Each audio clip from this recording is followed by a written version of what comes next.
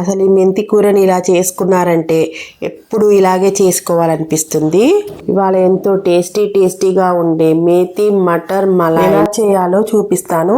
ఈ లోపల సబ్స్క్రైబ్ చేసేసుకోండి అబ్బా. ముందుగా మెంతి కూరని బాగా కడుక్కొని సన్నగా తరుక్కొని ఈ విధంగా స్టీమ్ చేసుకోవాలి. స్టీమ్ చేసుకునేటప్పుడు మెంతి కూరలో కొంచెం ఉప్పు వేసి కలిపి పెడితే బాగా పట్టి మెంతి కూర బాగా టేస్టీగా ఉంటుంది. ఇంకో పొయ్యి మీద బఠానీలని ఒక్క పొంగు రానిచ్చేదాకా ఉడకపెట్టుకోవాలి. ఇవి ఉడికేదాకా ఈ లోపల ప్యాన్ లో ఆయిల్ వేసి బిర్యానీ ఆకు, చిన్న దాల్చిన చెక్కలు, 2 లవంగాలు, 2 యాలకులు, కొంచెం జీలకర్ర వేసి కాసేపు చిట్లనివ్వాలి. చారడు జీడిపప్పు, 4 వెల్లుల్లి రెబ్బలు, 4 పచ్చిమిరపకాయలు కూడా వేసి జీడిపప్పు గోల్డెన్ కలర్ వచ్చేదాకా వేయించుకోవాలి. ఉడకబెట్టుకుంటున్న బఠానీలు ఒక్క పొంగు వచ్చాయి కాబట్టి ఇవి వడేసుకోవచ్చు.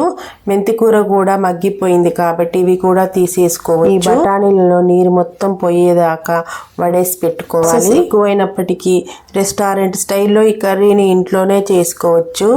టేస్టీ మిక్సీ గిన్నెను తీసుకొని మనం వేయించుకున్న వాటిని మిక్సీలో వేసుకోవాలి. నేను బిర్యానీ ఆకు, లవంగాలు, చెక్క తీసేసాను. ఇప్పుడు దీంట్లోకి 1 స్పూన్ మీగడని వేసేసుకొని మిక్సీ పట్టుకోవాలి. మిక్సీ అయిపోయిన దాన్ని పక్కన పెట్టేసుకొని ఉంచుకోవాలి. ఇప్పుడు ఒక ప్యాన్ లో ఆయిల్ వేసుకొని కూరని వేసి కాసేపు వేగనివ్వాలి. పచ్చివాసన ఉన్నా ఏమన్నా పోతుందని. తర్వాత ఈ బఠానీలను కూడా వేసి నిదానంగా వేయించుకోవాలి.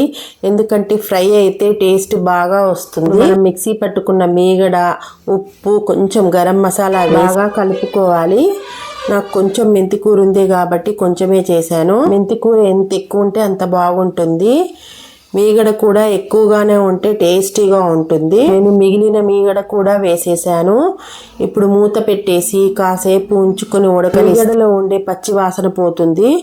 ఇప్పుడు మూత తీసాక చివర్లో కొత్తిమీర చల్లుకొని దించేస్తే ఎంతో టేస్టీ మటర్ మలాయ్ రెడీ. దీంట్లోకి పన్నీర్ కూడా వేసుకొని చేసుకోవచ్చు. రైస్లోకి కానీ చపాతీలోకి కానీ చాలా బాగుంటుంది. చూసారు కదా ఎలా చేశానో. వీడియో నచ్చితే లైక్, షేర్ అండ్ సబ్స్క్రైబ్. చూస్తున్నారు కానీ సబ్స్క్రైబ్ చేసుకోవట్లేదు. Thanks for watching. ఉంటా మరి. సర్వేజన సుఖినో భవంతు.